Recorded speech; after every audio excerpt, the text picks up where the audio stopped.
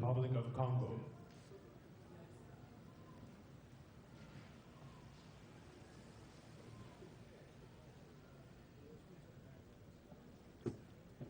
His Excellency Joseph Kabila Kabange, President of the Democratic Republic of the Congo.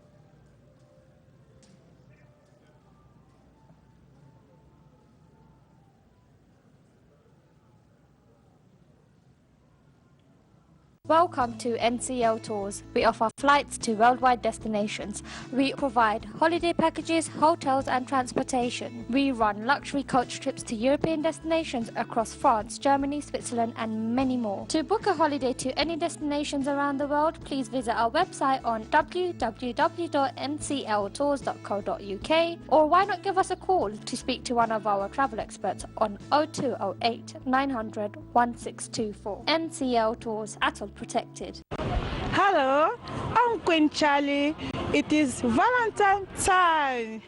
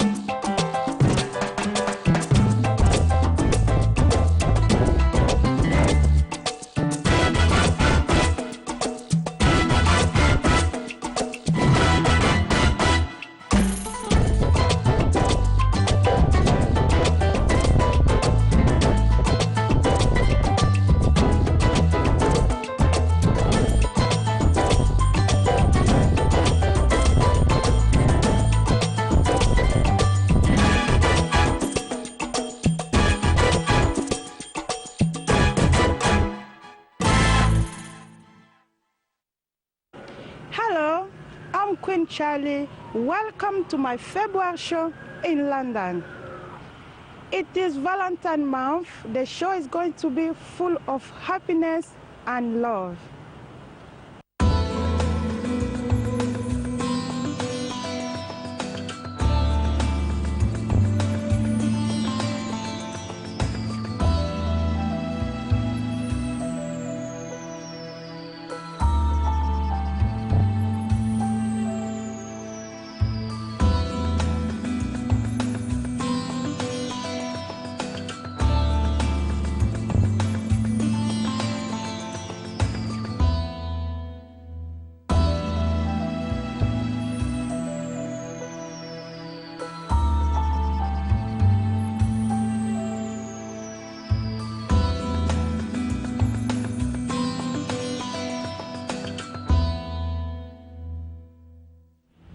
Now we are going to Royal Studio talking to Helena. Hi, Helena.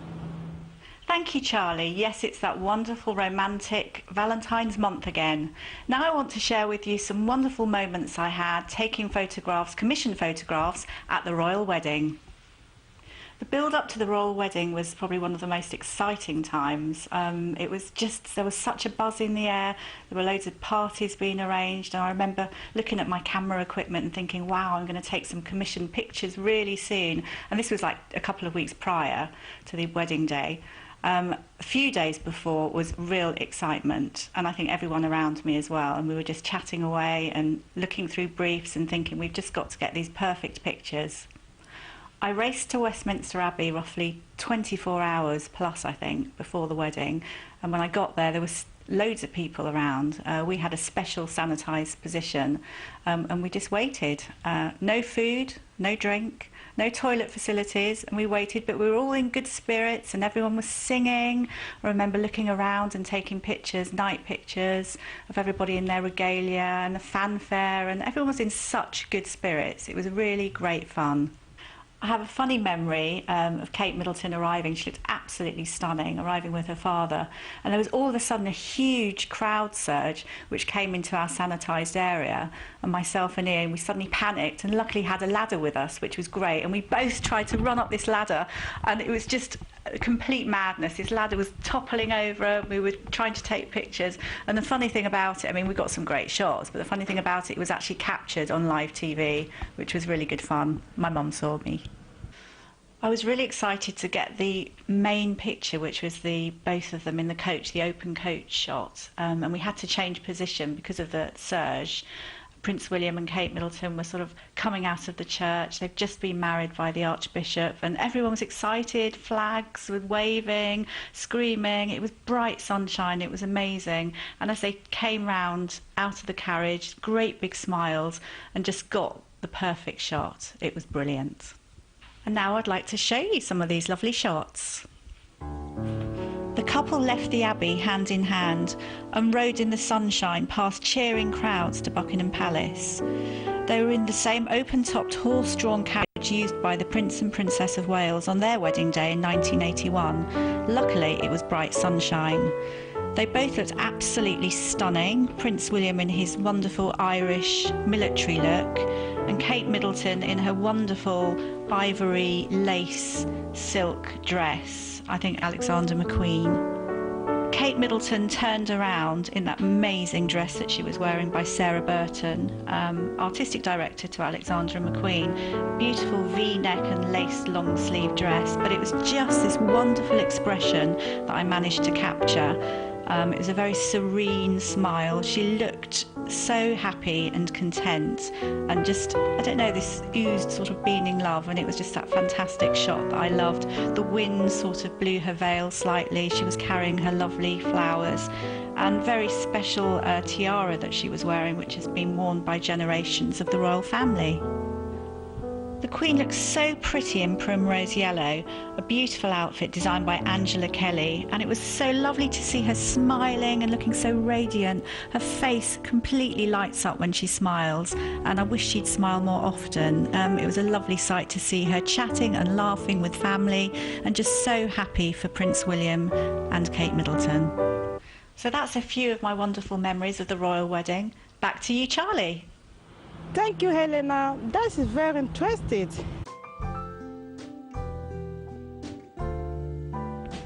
This is African material. We are going to meet Rose, who sells it. This is Mama Rose. She's going to talk about her fashion. Hi, thank you for coming to visit me. This is Mama Rose's shop. Coming from Africa, Congo, DRC, I was inspired to see how the woman was dressing in our country. That's where my idea came from. And I said, okay, we need to dress as the same was dressed in our country. Now I'm selling Matungulu, Obama, shoes, and different type of fashion from dressing our African women. Now visiting me, you will be inspired and you will dress like all Congolese girls from Congo. Mama Rose, I'm so happy. Can you tell me a little bit about the latest fashion? The latest fashion, actually, for 2015 is this one, called Tour de France Vélo. And this one, they call it Kipe Ayo. That's the very latest one, but we got Barack Obama and shoes, that is for 2015, but the very, very latest one, the new one is this too. Thank you, Mama Rose, and I hope I'll be with you again. Thank you for coming to visit me, and God bless. Thank you. Hi, Rachel. Hi, how are you? I'm fine. Nice to meet you. Nice to meet you too. Tell me a little bit about Talula. What is Talula? Okay, interesting. A lot of people ask me what Talula means. It's basically a name of my cat. I know it sounds very African, but as you can see, it's written not in an African way. Tell me, how did you start? Okay, I came to the UK 10 years ago, and when I came I was unemployed basically. I wanted to work, but at my age it was very hard to find work, and I was self-employed in South Africa as well. I live in Camden, and I looked around in the market and see what can I do in Camden Market. With my clothing experience back from South Africa, it was very hard to start clothing in the market. It's so full. It happened when I went to Kenya. I saw the beautiful beadworks made by women, and I saw it's a hell of a lot, and they were really targeting the tourist market in Kenya. And there wasn't much interest. I mean, a very small group of people, and I thought, okay, this possibly may work as a business for me in the UK, and at the same time also creating a market for the Kenyan woman that's making this beautiful work. So I came back to London, and I find a premises in Camden Market, and I started the shop. I opened the shop first with jewellery, but then slowly realized that jewellery alone is a bit hard to create sufficient income. So then I branched out a little bit more in handbags. As you can see, there's beautiful leather handbags that they made. From handbags, I now is busy with crafts, wood crafts, and a lot of other things, scarves and so on. So basically, I started the project because I needed a job for myself, and at the same time, I created an income for people in Kenya and various other places in Africa. So you promote Africa? Yes, I do, of course. And you are proud of that? Yes, as I just explained, there's not a lot of African products yet in the UK, so I just thought it's maybe a niche market for me to promote African products, and I'm doing it for a couple of years now, and I hope it will grow from strength to strength. I hope too. Thank you, Rachel. Thank you. And I'm so happy to see. I like the way you dress. It's so romantic. Yes, this is Zulu beads, and this is handmade in South Africa. Oh, really? And it's also made by mainly women. As I said, I'm actually interested in supporting women mainly because often we find that women are left behind with the kids and they need income. And a lot of women are very, especially African women, are very, very gifted with beadwork, and that's how they create the income with the skill they have of making the beadwork. Rachel, now we are in the month of Valentine's Day. What do you prepare for something for the gift? Okay, I think there's a beautiful handcrafted copper necklace which will be a fantastic gift for Valentine's. Maybe a guy can give that beautiful one to a girlfriend. Now I'm going to talk to Letrishka. That's your name? Latrishka, yes. Oh, I love your name. It's so nice. Thank you very much. Thank you. Tell me a little bit about I saw you wearing something very romantic and nice, especially for young ladies. Can you tell me a little bit about that? Yeah, sure. The necklace that I'm wearing is actually made out of recycled paper from women in Swaziland. and it's a very beautiful piece of art, as you can see, all handmade and from recycled paper as well, which is sustainable. As a young person sort of wearing and promoting African products, I feel very proud to present it because I am South African myself. So it's very nice to sort of share my heritage and be proud of where I'm from and the art that comes from Africa. Oh, thank you very much. Thank you. I hope all the young will enjoy it. Yes, Thank you. Thank you. Now we are going to medical studio to talking to Ronald. Hi, Ronald. Greetings, Charlie. What a beautiful day out there. Where you are, it's absolutely fabulous. So what we're going to talk about this month is romance, because it's Valentine's Day. We're about to get into spring, and we're going to talk about how to be healthy and therefore very romantic. Hello, Charlie. Yes, today we're going to talk about how to be happy and healthy, and Ronald's going to explain his color chart and also what the importance of vitamin D will do for your health. Charlie, what we're going to do is explain that over the last 52 years, I've come up with about many systems about how to get people healthy in a simple way. So I've designed a color-coded chart, which I'm not going to display, and I'm going to go over to our chart explaining how to be healthy using this color chart. So, Charlie, what is about this color chart is to make it very simple and easy, but at the same time provide the right approach to nutrition so you're superbly healthy. For example, this is a can of sardines. That's protein. Every time you eat a can of sardines, you must, because this protein is acidic, you must have 4 vegetables, as you can see the different colours. Those 4 represent the alkaline part of the food that you take, and that's the acidic part. So that's 80%, 20%. 20% is acidic, 80% alkaline. That is the key to starting you off with being healthy. So what I've added, in addition to the 4 vegetables, every time you take the protein, you have 4 herbs. For example, parsley, thyme, ginger, and basil.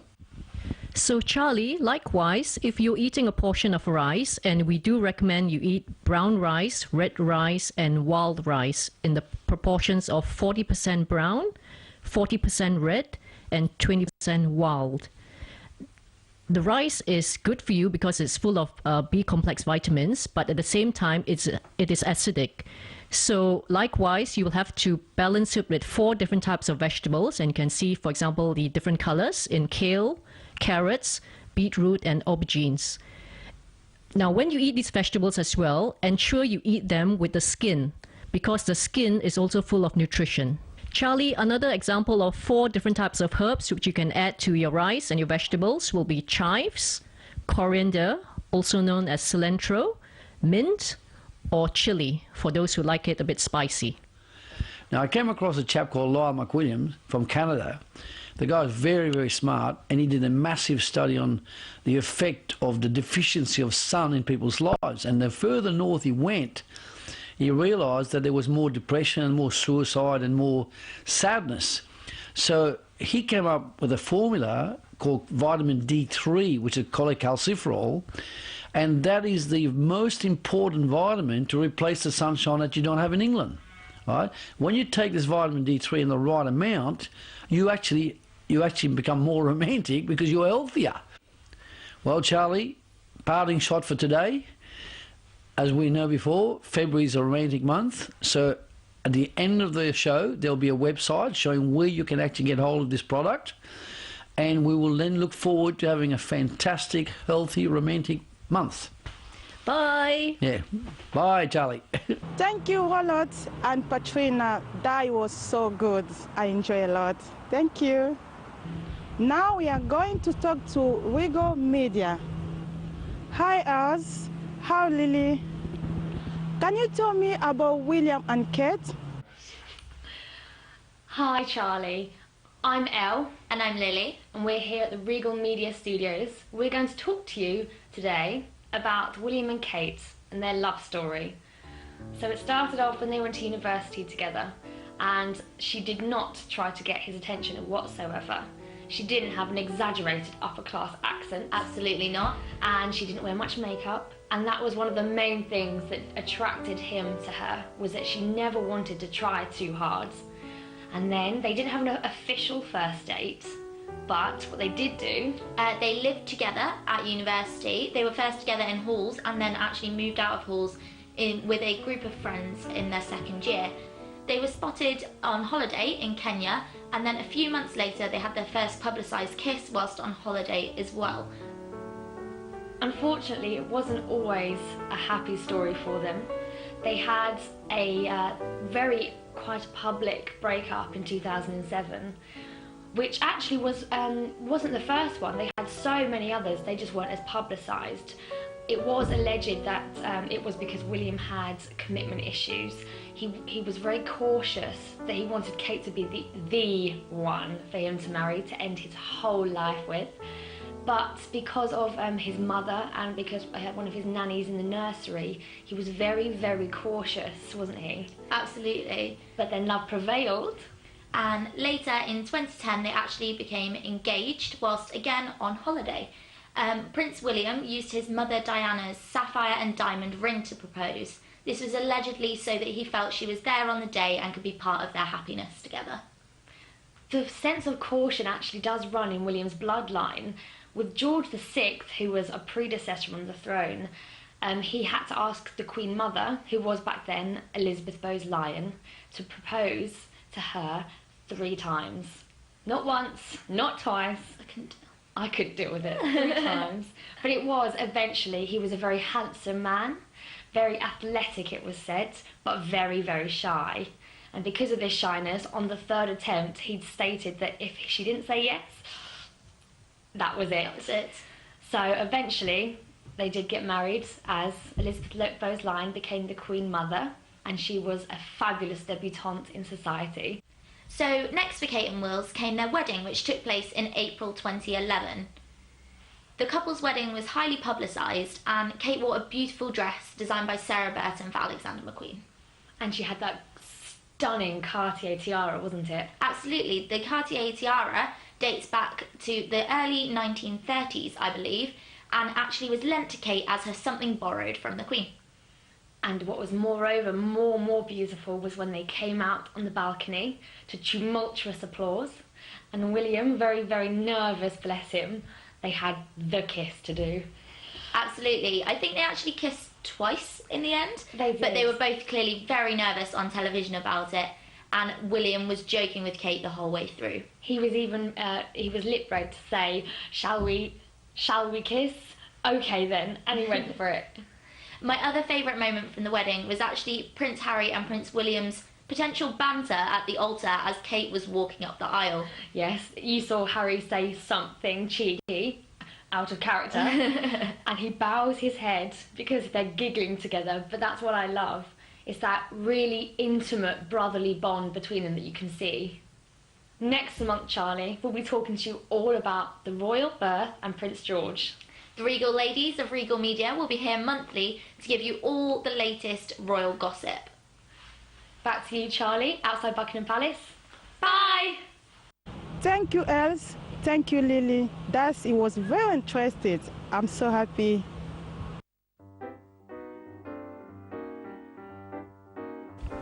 Hi, Belle. Hi, Charlie. How are you? Oh, fun. I'm happy to see you again. Yeah, good to be back. Good to be back. I'm so happy. Did you have any good news? Well, I've got to say, it's really interesting you asking me that, because this month being Grammys, the month of the Grammy Awards, I thought I would touch upon someone who I actually met a short while ago, who won a Grammy last year with Best Jazz Album, a gentleman called Gregory Porter. A huge man in every meaning of the word. I mean, he's about 6'3" tall. He's a big guy.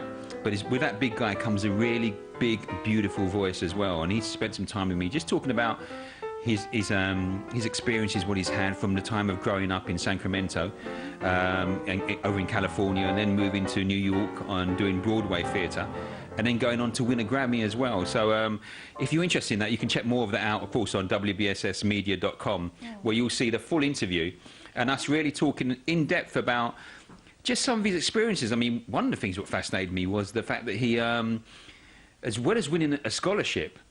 Sadly, when he won the scholarship, he went to school and then managed to dislocate his shoulder and damage his shoulder, meaning he couldn't actually do any more sports. Wow. So which kind of music is he playing? He does jazz. Yeah, he does contemporary jazz music, and he does it very, very well. He's got a beautiful voice.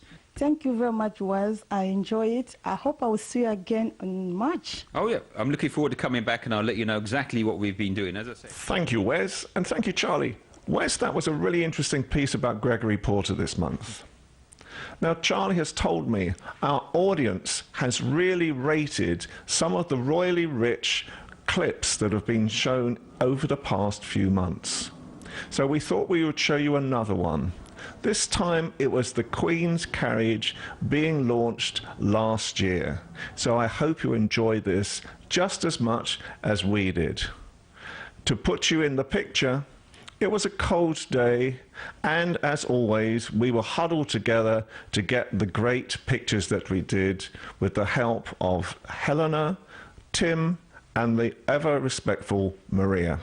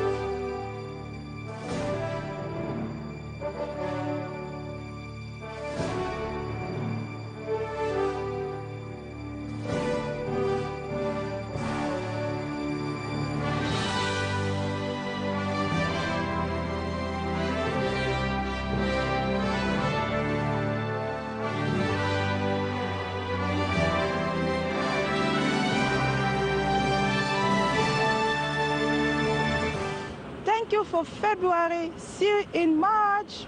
Bye.